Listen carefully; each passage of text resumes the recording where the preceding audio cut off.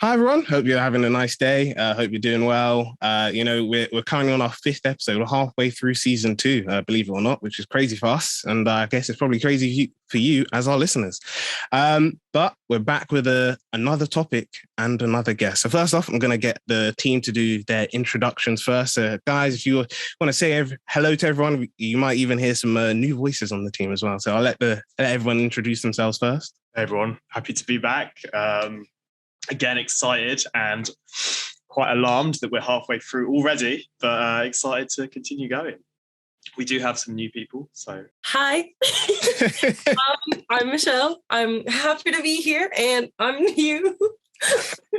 And hi guys, it's Yashika, and yeah, I'm excited to keep going. Let's do this. Yeah, thank you very much, guys. As you can see, they're all rushing to go first. So, it was tough to pick an order of which way to go, but everyone got to do their introductions. Now, you've probably heard that Nanushka is currently not with us at this moment of recording, but don't worry, she'll be back for when we do the questions. So don't worry if you don't see her at the introduction part. She's still here with us in spirit. But we are now going to be talking about something that, especially for us as a team, is very relatable. And I'm pretty sure for you as our listeners, it's definitely relatable as well. And it's the idea of graduate opportunities, or, what's available to us as graduates once we leave university. At the time of recording, we've all done our online graduations, or for some people who are lucky enough to have an in-person one, we've had our in-person graduation. So now we're going out into the big world, and we're being asked to apply for jobs and things like that, and it can be tough. But we will be talking more about that a bit later. But first off, we're going to introduce our lovely guest for today. So Laura, please could you tell us a bit about yourself? And, even if you want to do a brief introduction about your Instagram page, because I know we'll be talking about that in a later question, but I'm sure our listeners would like to know a bit more about that as well. So, yeah, thank you, Jeffrey. Hi, guys, I'm Laura, and I actually studied at Brunel last year. I graduated last summer, so a year ago now.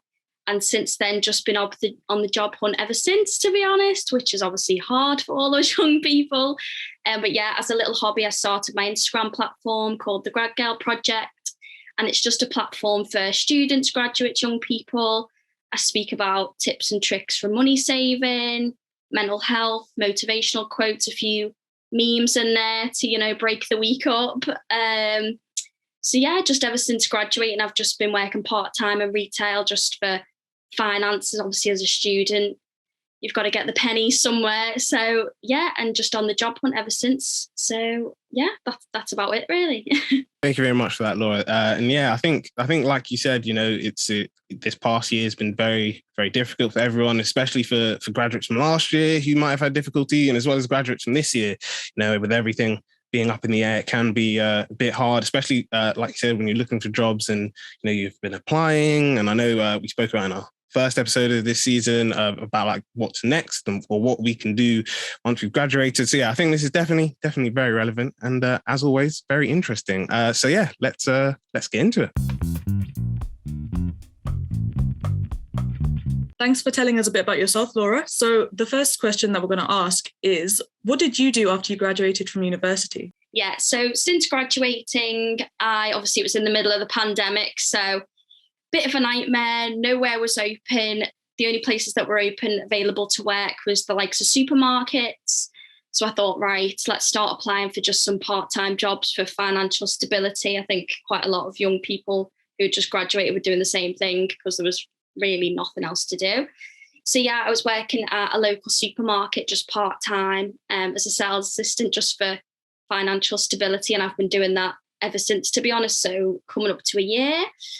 As well as that, keeping myself busy, I've done a couple of online courses. So I did the Google Garage course and business and marketing. It was free. So I thought, why not? You're not spending any money, get the skills elsewhere. Obviously, we can't get them anywhere else at the minute, or at the time, should I say. So yeah, I did that. I also did an internship with Bright Network. I think that's really worth doing if you've got some time on your hands. So yeah, that was really good. And obviously my Instagram page, I started that in June of last year. So just over a year ago, started off as a hobby. And yeah, it's just become so amazing. I love it. It's like my own little community where I can speak to like-minded people like all yourselves. And yeah, so that's what I've been doing really, just trying to stay on top of my skills, working hard, applying for jobs, graduate roles, doing a few Zoom interviews here and there, and just, yeah, I think I've been doing the same as everyone else really. We're all in the same boat. So yeah. Nice one, yeah. When I actually first left uni for my undergrad, there wasn't a pandemic, but I just didn't want to do my degree. So I think I did the same thing as you. I tried to find a job just in like working. I worked for Whole Foods basically. I just had that ticking along for about a year. And then I was just like, no, I want to go back. I want to specialize. I knew I wanted to do psychology. So like, I think that, yeah, I mean, like having a year where you're not going into exactly what you graduated with isn't necessarily a bad thing all the time. Obviously, it's not ideal. But like you said, you picked up so many new skills. I remember when I was doing it, I was trying to do as many new things because I had a little bit more time, I had a little bit more sort of mental capacity, because obviously I was just there scanning food. So I was just like, I've got to come up with some hobbies. And I did. Like now, I got into like writing and poetry and different things to be like creative. And like you said, you made this this amazing Instagram page, which is like, yeah, that's just a skill that you'll always have now. What did you graduate in? I can't remember if you already said that. Did you?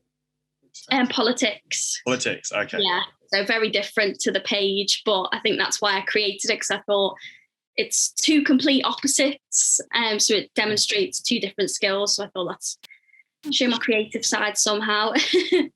That's really good. If you don't mind me asking, what sort of politics do you want to go into, or do you not want to go into politics at all? No, so, well, to be honest, I chose politics because I studied it at A level. So I've always had an interest in it. And then I really enjoyed it at university, but I chose it because it was quite versatile. Obviously, you could go down the journalism route, the law route, marketing. That was sort of my realm, obviously, from doing social media for a year now. I've got quite a passion for that now, I'd say. But I'm still pretty open at the minute, I'd say. I think it's quite common. Yeah. Graduated to not really know what they want to do. So yeah, politics is really versatile, because I did I did international politics, international relations. Oh, okay.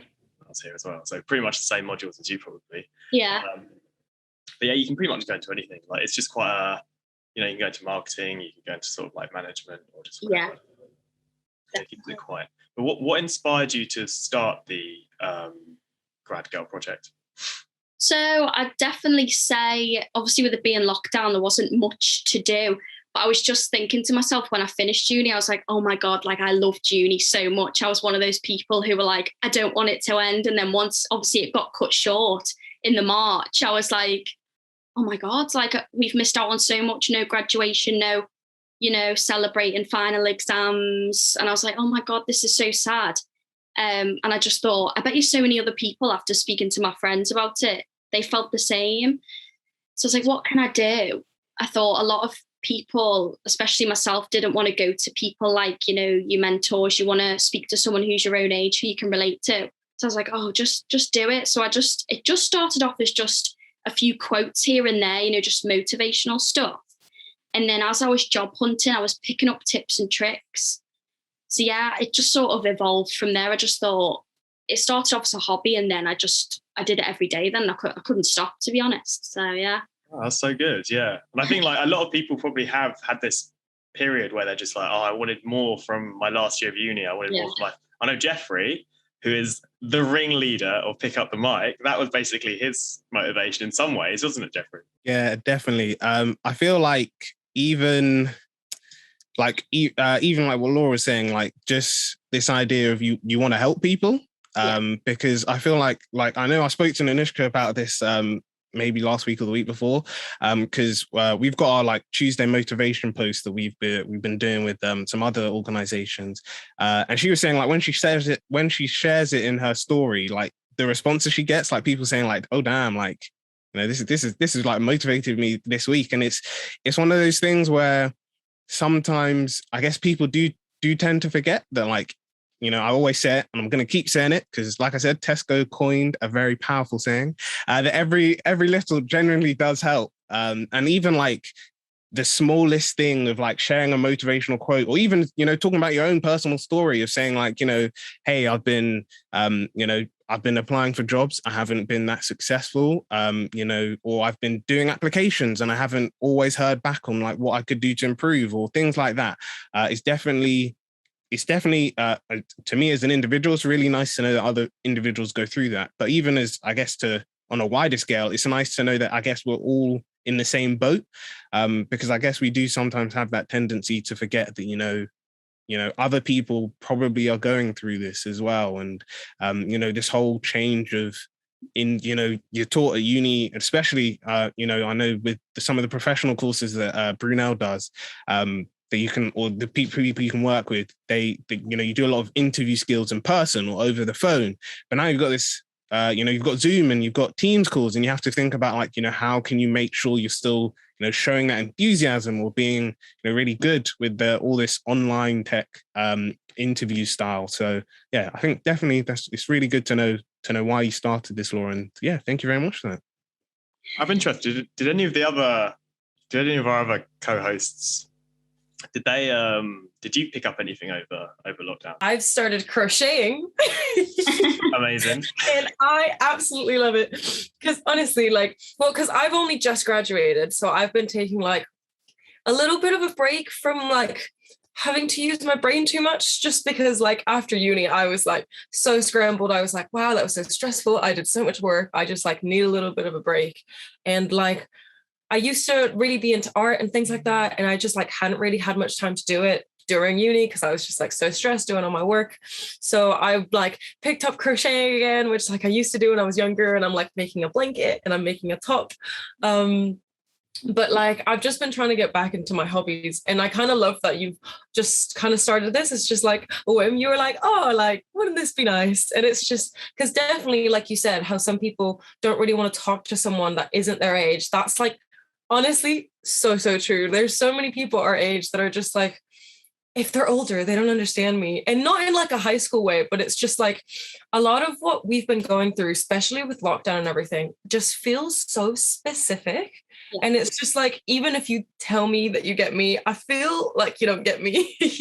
And it is such like a specific situation. And the only ones that really kind of get the specificity of it is us. But yeah, I just think it's so cool that we were like, yeah, because I think just getting back into like hobbies and things that you like doing on your own on the side is just so important, especially for like getting through the stress of like finding a job and all the rejections, and you know, you got to keep going. So I think it's so cool. Definitely. I think it's worth saying as well, like you pointed out, take that needed break.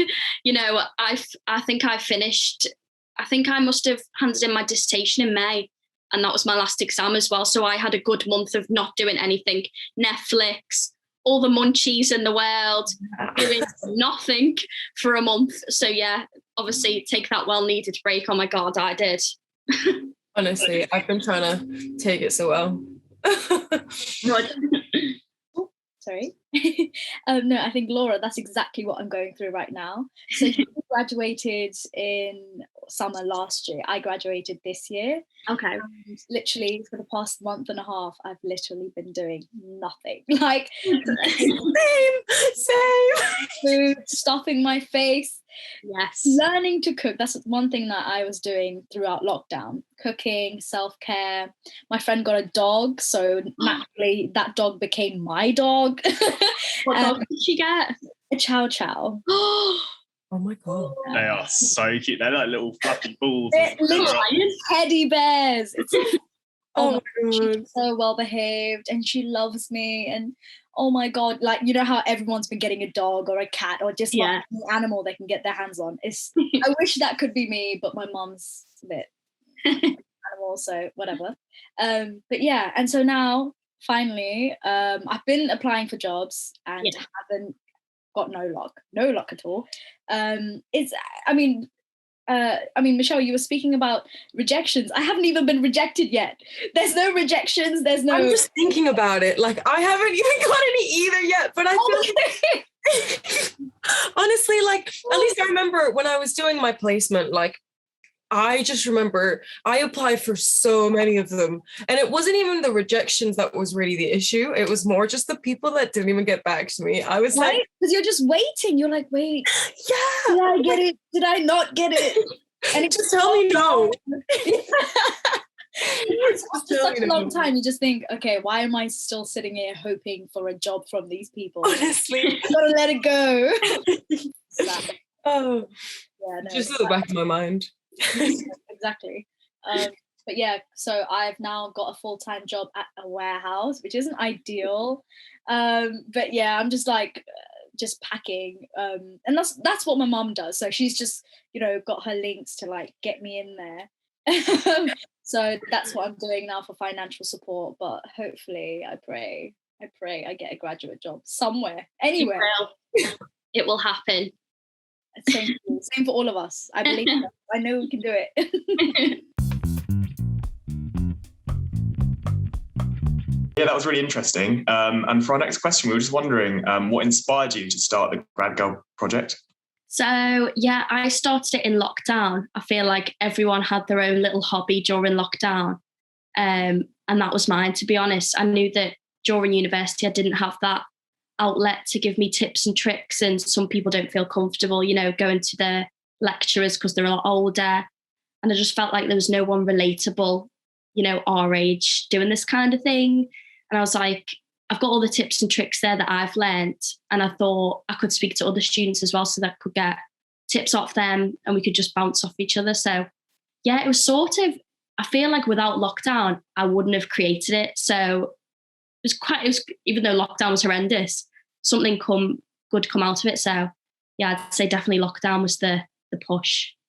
Yeah. Oh, nice one. Yeah, I felt for myself like lockdown was such a time of like change and like just doing completely different things, like trying to sort of take up like different forms of art and like instruments and stuff. And I guess just like it's a time where you've been, you can't go out with friends, you can't like go on like nights out. So you just got more energy to spend on different things. So it's amazing that you found something that you could like really make a difference with and that you like. And I think you're right, like people do find it difficult to, I don't know, like get information on like job tips and stuff like that. Like it isn't something that there's no module for it, unfortunately, and there should be really, but that's why you're there. So I think that's amazing.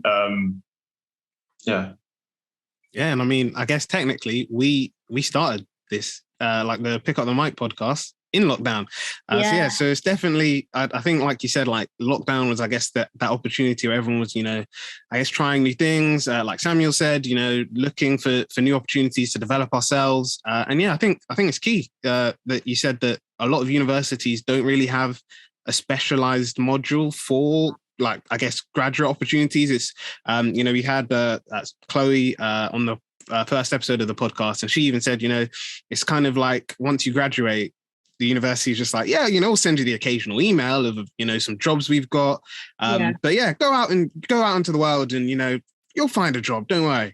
But yeah, I think having pages like yours, Laura, just helps individuals, know that other people are going through the same thing as them and encourages them to, I guess, keep having hope that, eventually they'll find that dream job for them.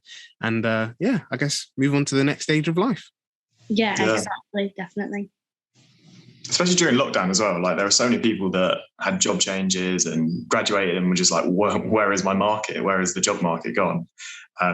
Such an unstable time. People do need like little tips and tricks to give them that little edge to get ahead.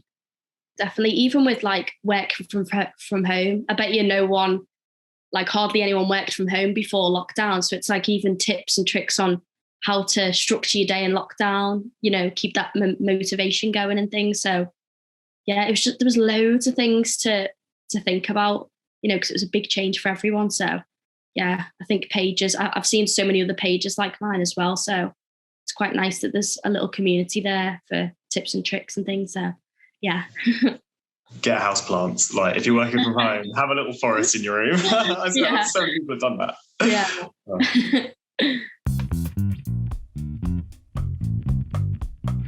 So when students graduate from university, what sort of options are available to them today? Do they have many? Or? So I think there's a lot more now than there was when I graduated last year, obviously with COVID. But what I did personally was, so I got a part-time job because I did a politics degree, but I wasn't 100% sure what avenue I wanted to go down. But obviously I needed to be financially stable.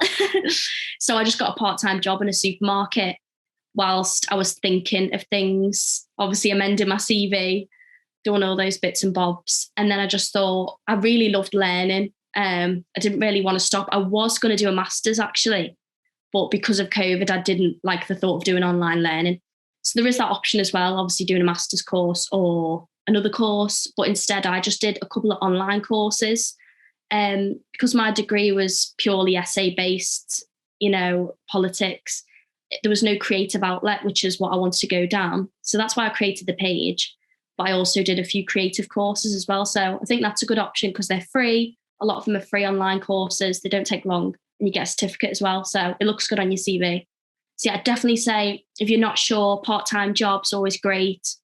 Doing a few courses, even creating your own Instagram page or YouTube or a podcast like yourselves, a blog, a little side hustle. I know a lot of my friends made candles and sold candles, I think everyone tried a bit of everything. So I feel like just because lockdown it's ended now and we're coming out the other end, you can still carry on with those hobbies. So yeah, and also enjoy this time. Like you're never going to get this time again when you graduate, when you get in that full-time job. You're not going to get this time. So I'd say make the most of it and try and enjoy before the real hard work starts. Yeah.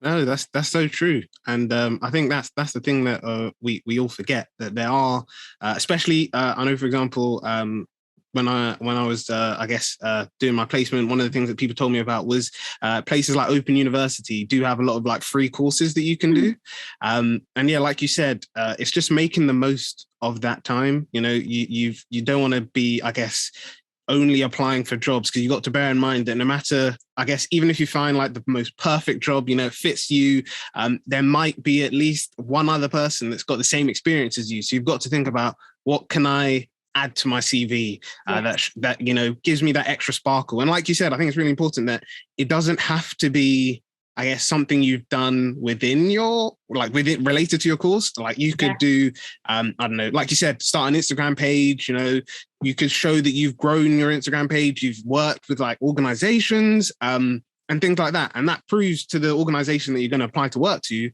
that, you've got that organizational skills. You can manage things. And it shows, I guess, your commitment to something as well. Because, you've I guess, been there from the start. You've grown it into something big. So yeah, I definitely agree with that. Definitely. And I also think what you've just said then about your degree. So I did a politics degree, but my job now is in fashion. So you couldn't get any more opposite. So I think it is important to use this time to try, say if you did do a degree and you think, I actually don't want to go down this route, but I've got no other ways to showcase what I want for this job, like fashion. I was like, how can I showcase this? It's developing those extra skills you can get through other outlets that'll allow you to get that job. So yeah, I think that's a really important point. Yeah, definitely. I think we're quite similar because I did a politics degree as well, and I was like, I don't really like it, so I just wanted to do a master's in psychology. It was like a transfer course, so like that I found, and now I'm doing a job that I love. Like I've luckily got one in a mental health hospital. But like my friend did psychology and he didn't like his job, and so he was doing it for like a month, and then he was like, I don't really like it. And I think like obviously we're talking about like what to do after graduation to get into a job. But also another important point is that if you have got into a job after you've graduated, well done, congratulations. But let's say you don't like it, like do not feel tied down to that job. They can't force you to be there. You're not like, you can't be like kept against your will. So like literally, if you would rather be doing something else, you can literally, my friend, he just said like, I don't like doing it. He put in his notice. He was there for like an extra month, and then he basically just applied for a sales job, and he preferred that so much more because like some things aren't for everyone. People doing sales might prefer psychology, so like it just depends. Like it doesn't have to be like from one way or the other, but just like there are options where if you have graduated, you have got a job, but actually not really liking the industry, not like it's not what you thought. Don't feel tied down because you've done a degree. Your degree is like has so many transferable skills. So, but yeah, anyway, I just thought I'd add that because you said that you didn't really want to do anything in your Yeah, it's sort of just, I wanted to sort of keep it as a hobby type of thing. It was an interest. So yeah, I didn't want to sort of, if I went into that industry, dull down my hobby, if that made sense. So, yeah, I think it's really important if you're not happy somewhere. We're all still so young. There's plenty of opportunities to change. It's not worth putting your happiness at risk. So yeah, I agree with that. I guess one other point I just want to add there is I know Samuel said it to me, like I don't know if he remembers the conversation, but we were saying, even I think you told me that there was someone on your psychology course that was in their 60s. And they changed over to I guess they went back to uni. So it even shows you that, you know, at any stage of your career, even of your life, if you want to, I guess, learn something new or try something new. I know there's loads of quotes that talk about the importance of learning and like why you should always try and keep learning. So yeah, just don't let age or anything limit you. If you want to go out and learn a new skill or something, then yeah, go for it. Yeah, you were right. There were so many people on my course who was just like 40, 50, 60, 30. They'd had a job before. They've actually had very high paying jobs in like good companies and stuff like that, doing sales, doing marketing, doing whatever. And they're just like, you know what, I don't like it. And at the age of 40 or the age of 40 to 50, they're just like, they've even got kids and stuff. They're just like, okay, you got to start again at the bottom because you got to like work your way up. But it's your life. Literally do whatever you want with it. Like that's the key to set you free. It's your life. Just like change. That sounds so cheesy, but yeah. But that's why I'm here, just to be cheesy. But yeah. But honestly, yeah, like I don't think people realize sometimes people can feel very like tied down and stuff. I think it's, my brother was feeling like that, and I was just like, you've got to like push for what you want in life, because no one's just going to give it to you. Like if you have a vision of how you want the thing you want to be doing, the way, like the structure of your work week, everything's possible. It's just you thinking like, oh, if I do this, there won't be an opportunity for me or whatever. He was thinking that at first, but then he just put his notice in, and someone else offered him a job, and he said like, I'd like to negotiate the hours and the days and stuff. And they're just like, sure. So like it can work out. I'm not saying it works every time, but just like, yeah, sometimes at first you've got to just put up with the grind. But then after a while you do, and if you've been in an industry longer, you can, there's different ways of being, like there's different options, consultancy, things like that. So yeah, just like look into the industry, like always, I guess, just see what options there are and just like make it work for you. But yeah. Now, I know the point of this episode coming out, students they've either recently graduated or might be going in. I guess if they're master's student, they might be going to their graduation ceremony for their masters. But I guess in general, because it can still apply for any students that last year or the year before are still trying to, look for jobs.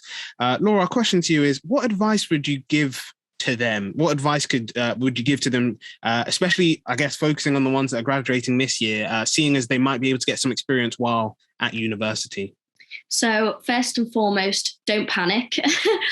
It seemed to me when I graduated, all of my friends were getting graduate jobs straight away. And I was like, wow, why isn't this happening for me? I'm working so hard on my CV. I'm getting all these interviews, but I'm not getting to the final stage, or I'm not getting the yes I want. And I just say that's completely normal. The amount of people I've spoke to from university on my page, from other universities, it's so common. So first and foremost, don't panic. I'd also say don't rush it. I wouldn't rush jumping into a job that you're not 100% sure about. I would definitely research the job roles you want to go into. And also, if it's quite a competitive role, say like being a doctor, being a lawyer, look around other job roles that are quite similar to that, just in case, you can branch out into other avenues. It doesn't have to be set in stone what you want to do. I would definitely update your CV as well. First thing I did was update my CV, get that degree on there, because that's what stands out. If you did any volunteering, if you were in any societies, things like that, I'd definitely say. And you can upgrade your skills as well. Obviously, you've learned so many skills from university. And also what I did as well, which stood out to employers, which was a bit of a random one. I said that I had Google skills, and I thought people would laugh at me for that. But employers really liked that. It made them laugh, but it made them remember me. So I definitely put that on your CV, that you're good with Google, because everywhere uses Google. Yeah, I definitely say that. And similarly to before, maybe an online course. If you are struggling for a job, what I found when I was working part-time, I missed that structure. When everyone else was 9 to 5, I was like, oh, I'm bored. When I got home at 2 o'clock from my part-time job, I was like, what can I do to up that CV? It's just about bettering yourself. You can always do more, do more, do more. And also don't get downhearted. There was so many occasions when I'd be really, really low. I'd be like, oh, it's just not going to happen. Nothing's happening. I'm not hearing back from people, but it will come. It took me over a year to get this job I'm in now. So patience is key, and it will happen eventually. It's just, you've just got to be patient and believe. I'm big on manifestation as well. So I would write down my goals, and I wouldn't take no for an answer. I'd just keep going, keep going, keep going. So I think, yeah, it's hard, but you will get there. Yeah, no, I think that's true. And, manifestation is something that I guess people do need to take into account. Because like you said, I think that's one of the things that, especially for, I guess, anyone applying for jobs, getting loads of rejections can sometimes hurt. But like you said, you just got to keep going. Just if you didn't get it, then it wasn't the one for you.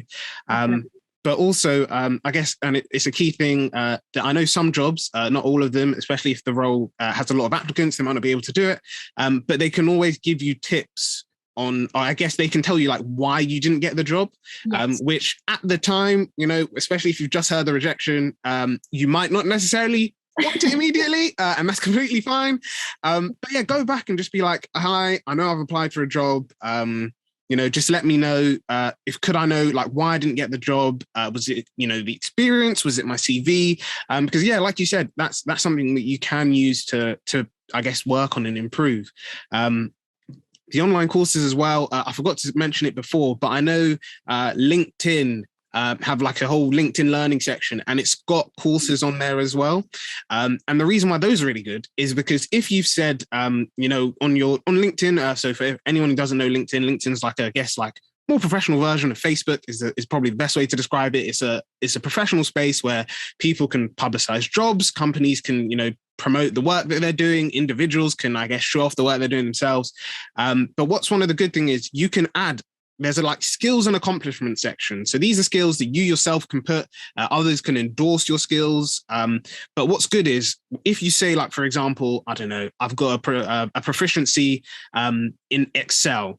They have their own quiz section. So you can do quizzes for the skills that you've got and say, I don't know, they'll ask you questions of like, I don't know, if you want to merge 2 spreadsheets, what do you do? And this and that.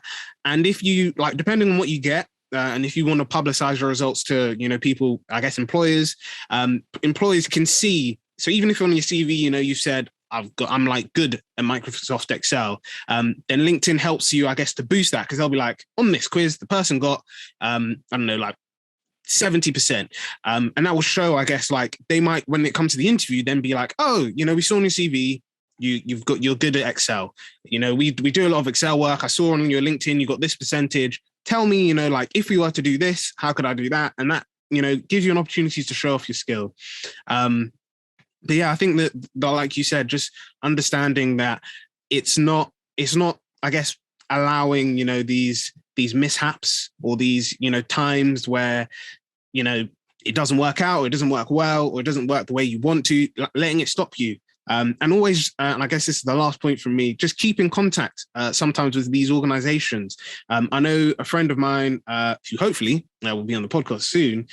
He was telling me that he was a Brunel student. He did his master's at Brunel, and he did a placement with the Environment Agency. He worked there for, I think, 3 months. And then, at the end of it, he was just like, well, I'd love to have a job. They said, unfortunately, we don't have any jobs. So as soon as your placement's over, it's goodbye from us. But the manager said, you've been doing a really good amount of work, so I'll let you know if there's any more job opportunities in the future.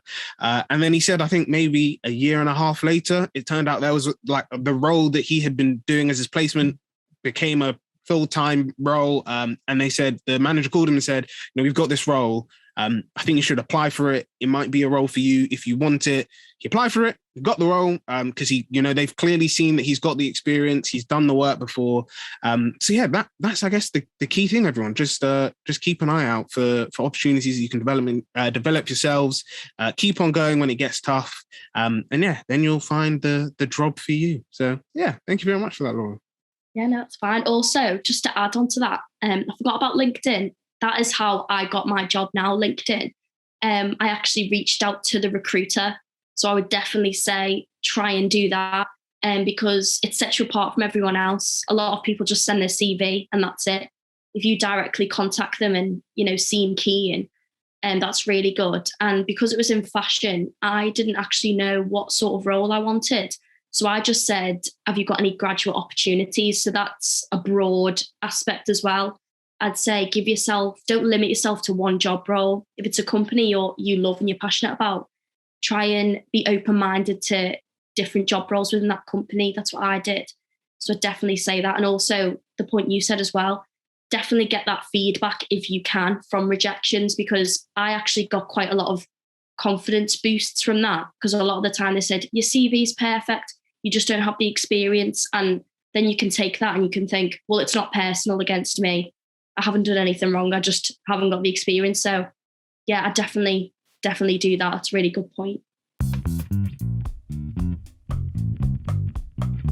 I guess this question's quite key, especially because I guess we're currently at I know university's been started for about a month, but obviously universities can, I guess, think about what they could do in the future for the long term. Now, the question to you, Laura, is what can universities do to better support students, I guess, once they've graduated?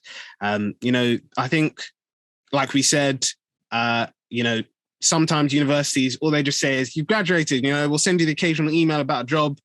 Sometimes it's not really specific to, I guess, the area that you've studied, or, something that you could apply for. So I know, for example, I'm an environmental science graduate. There's no point in me looking necessarily to work in an engineering firm that specializes in design, because I don't have that background. But I guess we just want to know, what can universities do, whether they're first years, second years, or third years? How can they better support them so that when it comes to the point of them actually graduating, students are feeling a bit more confident about themselves? And I guess as a bonus to the question, for anyone who has graduated, what could universities do as well? Well, I would definitely say, I think something should be done before we graduate. So if that be a lecture on opportunities or certain workshops, how to do a creative CV, how to jazz up your CV, how to make yourself stand out, what online courses are available.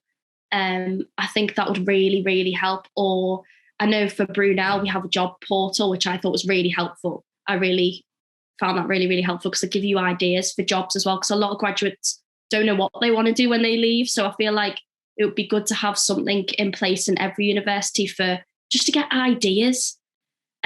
Because, there's people that just go off on gap years, and then when they finish their gap years, they're like, right, now what?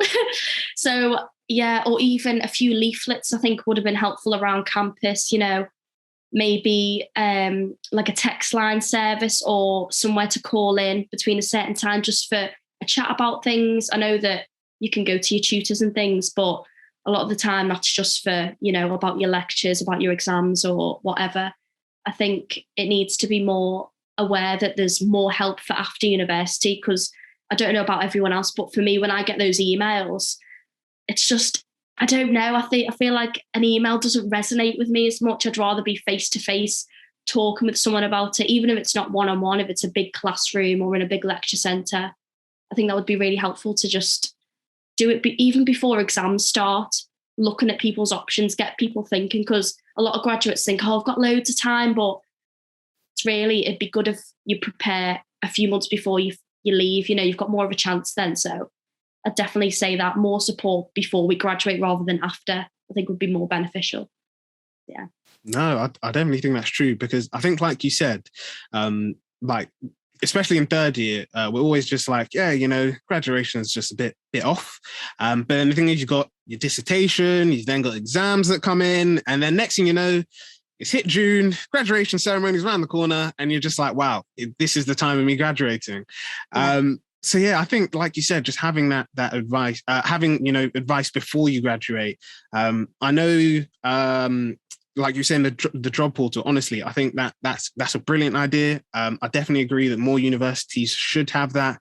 Because I know that Brunel, for example, uses it for both placements, for like summer and year placements, but also they do it, I know, I think for, I guess, current students, it lets them know about organizations once they graduate, if they have roles, because a lot of the time, if it's not like a Brunel, I mean, even if it is a Brunel role, a lot of the time they will say on the web, like it will have a link to the organization's website where other people are applying for. It's just that Brunel's got that relationship that they can put it on their website.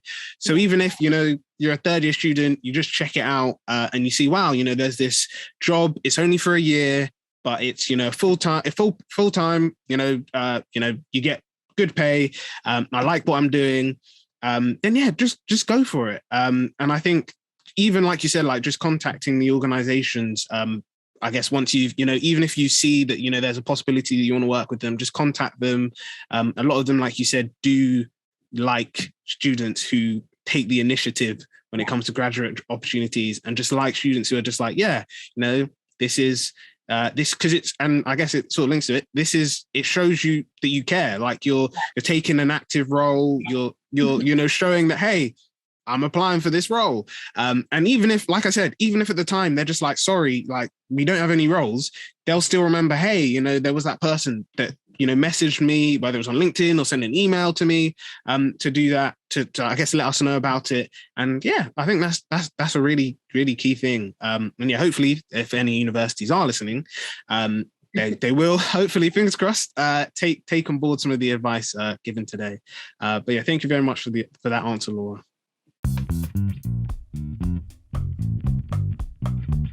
You've told us a bit about what you think universities could do to support students who are graduating, but what, in your opinion, could the students themselves do to prepare them for the working world?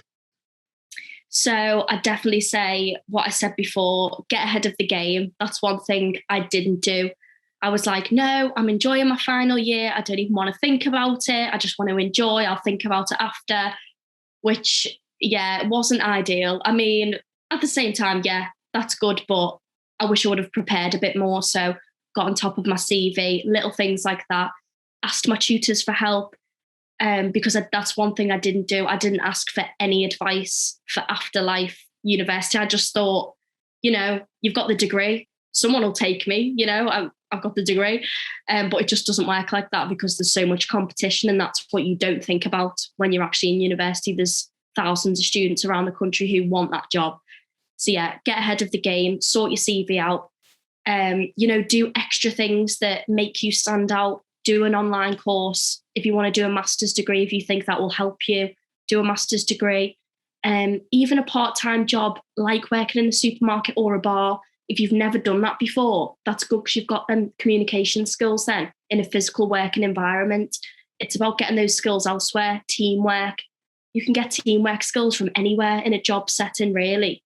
So it's just stuff like that. It doesn't have to be an amazing job to start off with. Just get the basics down, get them on the CV, and then you're at a good start then. But I'd definitely say reach out to people, even your friends. A lot of my friends got jobs straight off the bat. And I wish I would have asked them, how have you done that? I was just sort of like, well done, congrats. But really I should have been like, right, what am I doing different to you? How can I improve? Can you look at my CV? Can you change it if it needs changing? What have you done differently? I'd say that as well. Speaking to people is helpful. And also your lecturers, they've been there before. They've got their careers now. They can really help you. So yeah, it's just about, I'd say really talk to people because that's what I didn't do. So yeah, get the advice from people maybe who are a year older than you as well.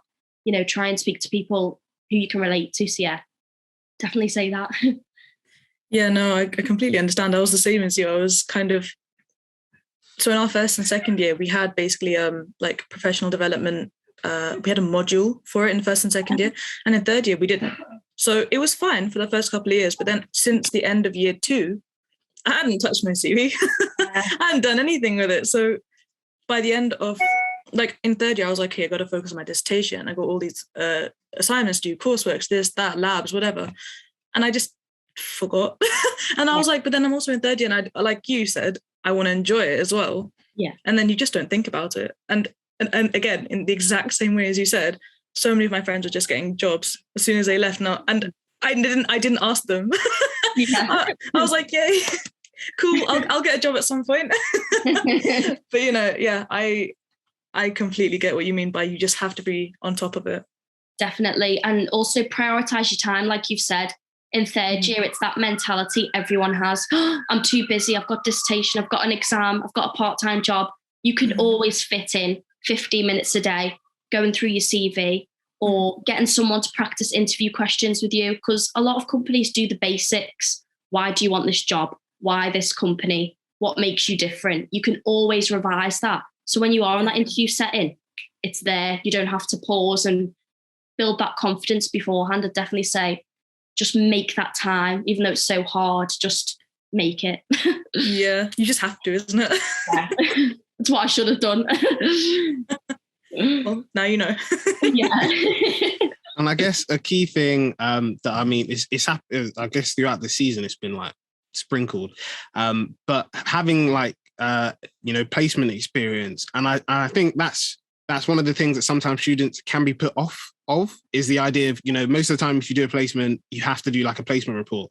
But the thing you do need to remember is you can work with these like organizations. I mean, if it's a year placement, then yeah, you have to let the university know. But obviously if it's like a, I don't know, 3 month or a 6 month one, or even just like one you do for, I don't know, 1 month in the summer, that like organizations is still some experience, which is always like really good to have. And like I said, even if you email an organization and you're just like, hey, I want to work with, I want to work with this organization. I want to do work with you. I don't mind what exactly it is. I don't mind if it's paid or not. I just want to gain some experience. A lot of them, especially, if you say you're not really there for the money, you just want to, I guess, see what the organization does, they will take you on. And I guess linking on to the idea of placement is making the most out of your placements. I know I've said it before in previous episodes, but it's that idea of when you go on a placement, like, don't feel like you have to stick within the team that you're in and you have to stick within the role that you do. Because most of the time you don't. The organization will accommodate you saying, I want to, can I do 1 day shadowing this team?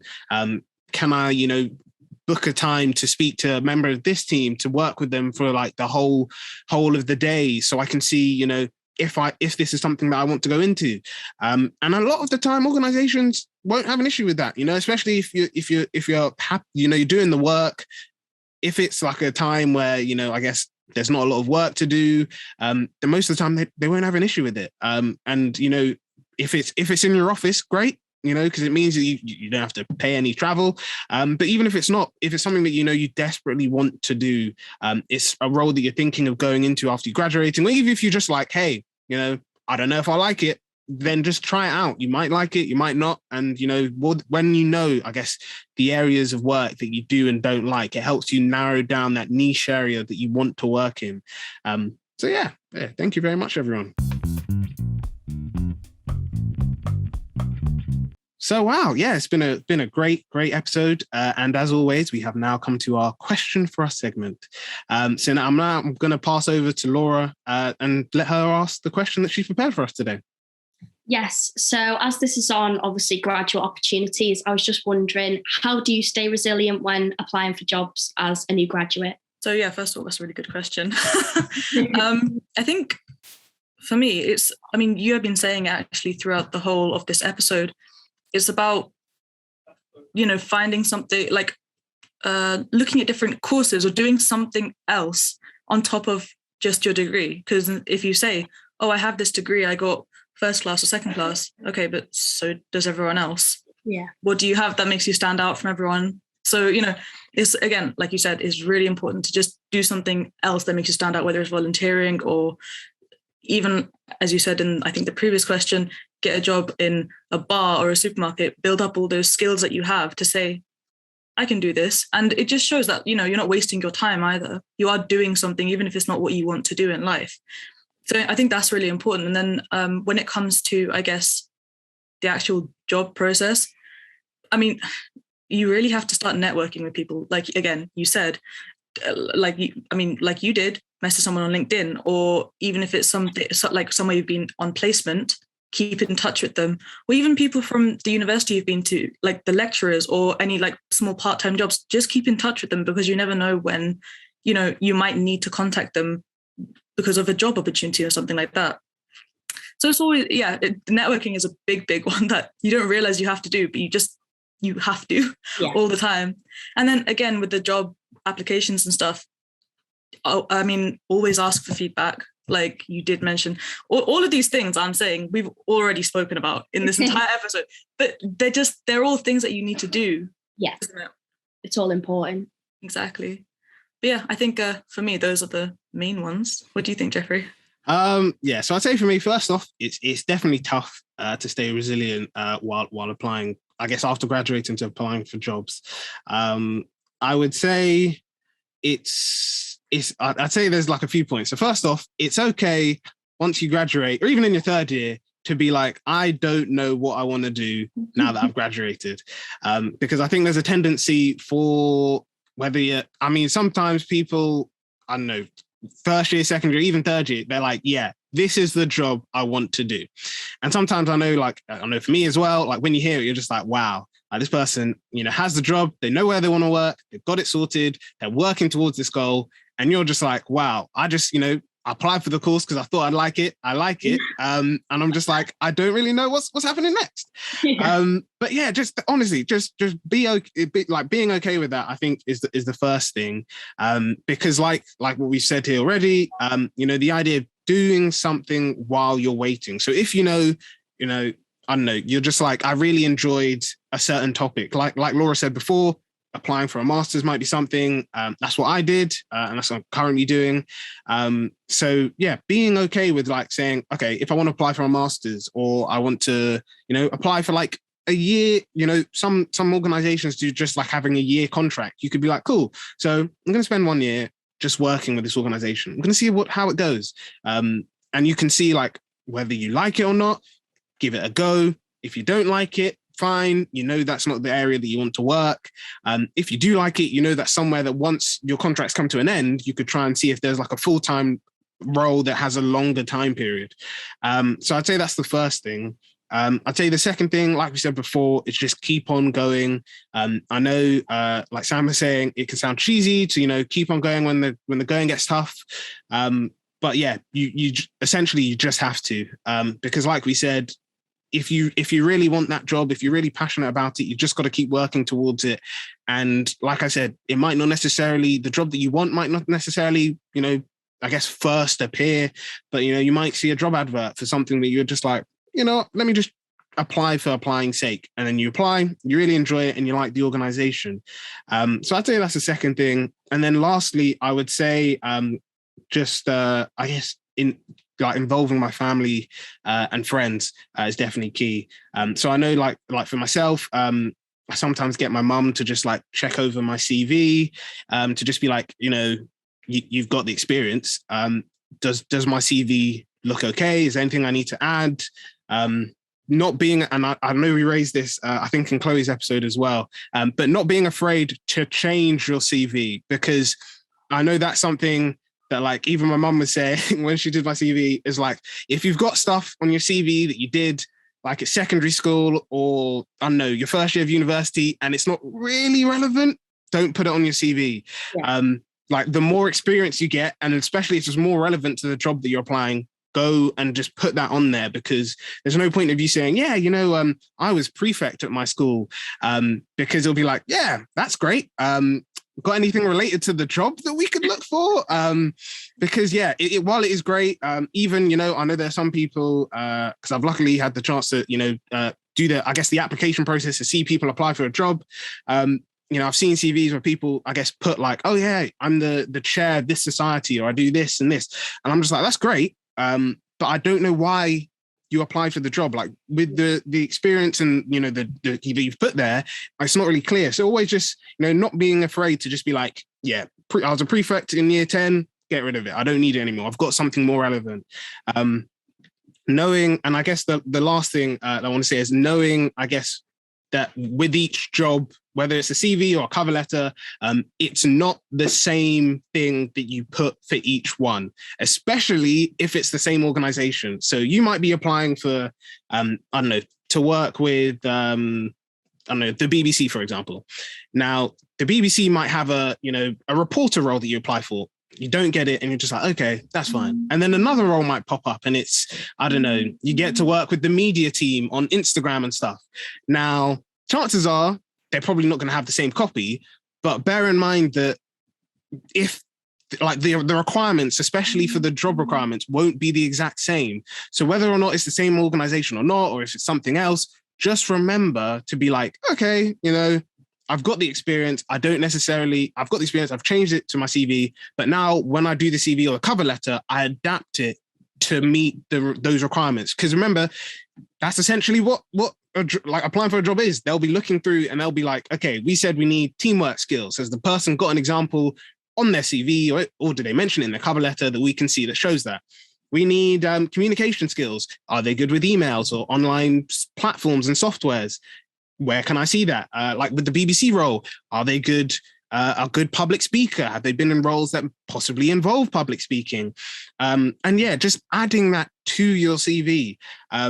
And I guess, and this definitely will be the last point, is I know, because I personally didn't know this until I was applying for my master's, knowing that an academic CV is not necessarily the same as like applying for a job CV. Those are two different things. Your academic CV is more focused towards what you have done in your academic journey, whereas your professional one is more about what you have done in your professional career journey. And yeah, just being aware that, just because you have a CV that you've recently updated, you applied for a job, you didn't get it, and you're now thinking of applying to a master's, don't just send the same CV. The same thing applies of like, it's not the same thing. So just adapt your CV. If you're applying for an academic CV, when you talk about your education, is there anything key that you did during your academic studies that you could talk about? It could even be like the topic of your dissertation. If it was something that, the organization is really interested in. So like Sam was saying that, he's a psychologist. If his like highlighted, I guess the stigma around mental health, that might be something that the organization's really looking for. So yeah, things like that, I guess, just help me to stay resilient and just, being okay with the rejection. If you need to take a break from applying to jobs, feel free to do that, but then just be like, I will need to get back to a point where, I'm not taking like a year break and being like, it was too tough, I'm not going to apply ever again. No, you just have to say like, okay, I'll take the next couple of weeks, just work on some stuff for myself, and then I'm going to apply again and just, keep doing that. But yeah, I'd say those are the ways that I stay resilient. Yeah, I'd say both of those were so relevant and so true. Yeah, definitely all of those points were great. And perfect. And that now leads on to our MC of the Month section. So our MC of the Month section, we could have listed a lot. Like I said before, LinkedIn, great service. I've recently been using it a lot more than before, but it is really good to help show off your professional career, and the amount of stuff that you can put on there, the amount of skills that you can show on there, the fact that people can even endorse your skills is so useful. But they are not the MC for this month. The MC for this month is Brunel's Professional Development Center, or the PDC for any Brunel students. Essentially, the easy way to describe them is they are they're a center at Brunel that helps students in that professional journey. So you can use it whether you're in your first year of uni, second year, third year, you're on your placement, anything like that, and they help you with application processes, especially for undergrad students, or I guess for anyone doing a placement. They help a lot with that, whether it's a summer placement or a year placement, or if you're a student and you're possibly looking for stuff after graduation, they also have appointments that you can book for that as well. But the reason why they are MC is because they offer a lot of support services. I know at least for my course, because I know sometimes it varies from course to course. And like I said, I know we're specifically talking about Brunel's Professional Development Center, but most universities will have a form of that. It might not necessarily be clearly named, professional development center, but it'll be something that helps you with careers. And yeah, the reason why we're highlighting them is because they offer a lot of advice. Now, I know that when I was doing my undergrad, the person who's linked with my course, she always, and I think like Anushka was saying, in first and second year, she would come in, we'd have appointments to fix our CVs. We would have appointments to, she was just like, if you've applied for a job, book a time for me, whether it's, do you want to do a phone interview? Because again, people generally forget that a phone interview is not the same as an in-person interview. I know recently with everything being online, they've been doing online interviews because like people said, there's a way that you can carry yourselves in a room that makes the person think, yeah, this person's really confident or they're passionate. But I know when you're at home and it's through a camera and, you're not exactly, you can't necessarily show your passion as much when you're on the phone, it can be very easy to just, I guess, not put a lot of effort in it.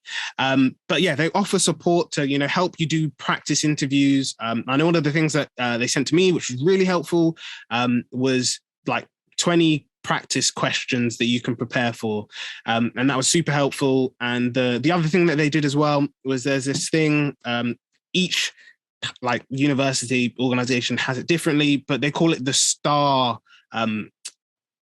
method is probably the best way to describe it. So it's like situation, task, I think answer and response. I might be wrong with answer, but essentially it's supposed to be like, how do you answer interview questions? So, if the question's like, tell us a time where you've, overcome a struggle or you've had to, something didn't go the way you wanted, then you just break it down into that what was the situation? What task did you have to do? Whether it was one that was given to you or you yourself, you had to say, this is what I needed to do. What was the answer that you came up with? And then the result, did it work out? Did it not work out? Don't be afraid to be like, I tried something, it didn't work, but I learned lessons because again, that shows personal growth, which is really good. But also don't be afraid to, I guess, change up the answers. I know, I think they've even had to get rid of it as a question, but I know there's what is your greatest weakness? And it's like, I don't remember that there's like a comical answer that people always say. But yeah, don't be afraid to be like, one of my greatest weaknesses, I can sometimes, I guess, go off track or do things like that because they're not looking for the perfect candidate. They're looking for people that are passionate, that are honest. And yeah, if you're saying something that, isn't personal, I know they're not mind readers, so they won't necessarily know that you're not being truthful. But if it's something, that you feel like, oh, this person's just saying it for saying sake, or they're not really being honest with us, that is something that they can pick up. So yeah, just using those support services are really good. And yeah, that's why they're our MC of the month. But yeah, we've now come to the end of this episode. And I just want to say a big thanks to Laura. You've been an exceptional help. And yeah, I know you've given us a lot of advice, and I'm sure our listeners would definitely agree with that as well. So thank you so much. Oh, thank you so much for having me on. Hopefully you can come on again soon. I've really enjoyed it. Thank you so much. And I hope these tips can help people. And I just think if you are a graduate, the support is out there. If you're struggling, don't sit in silence, get help, and you're not alone. We've all been in the same boat and it will happen. I promise. Thank you so much. And I guess just before you go, one quick thing. So for any of our listeners or watchers, how could they find out more about your page? I know we've mentioned it before, but if you could just let them know, I guess the name of your page and the handle name as well. Yes, so it's just on Instagram at the moment. I am going to try and create a TikTok page, but I'm not too clued up on TikTok yet, but we're going to get there. But for now, it's just Instagram. So it's just at the Grad Girl Project, and you'll see it straight away. It's bright pink. You can't miss it. So yeah, but please don't hesitate if you are a boy, more than welcome. It's all pink, but all the information's the same. Yeah. Oh no, thank you so much, Laura. And yeah, feel free to leave a like, comment, or subscribe. And yeah, I guess if you're really interested in having Laura back, or you want to see any additional content that we do with Laura, please do subscribe to our Patreon page. The link is in our bio. So yeah, thank you everyone for listening. Thank you, Laura, again for taking part of the podcast, and we will see you all soon. Have a wonderful day.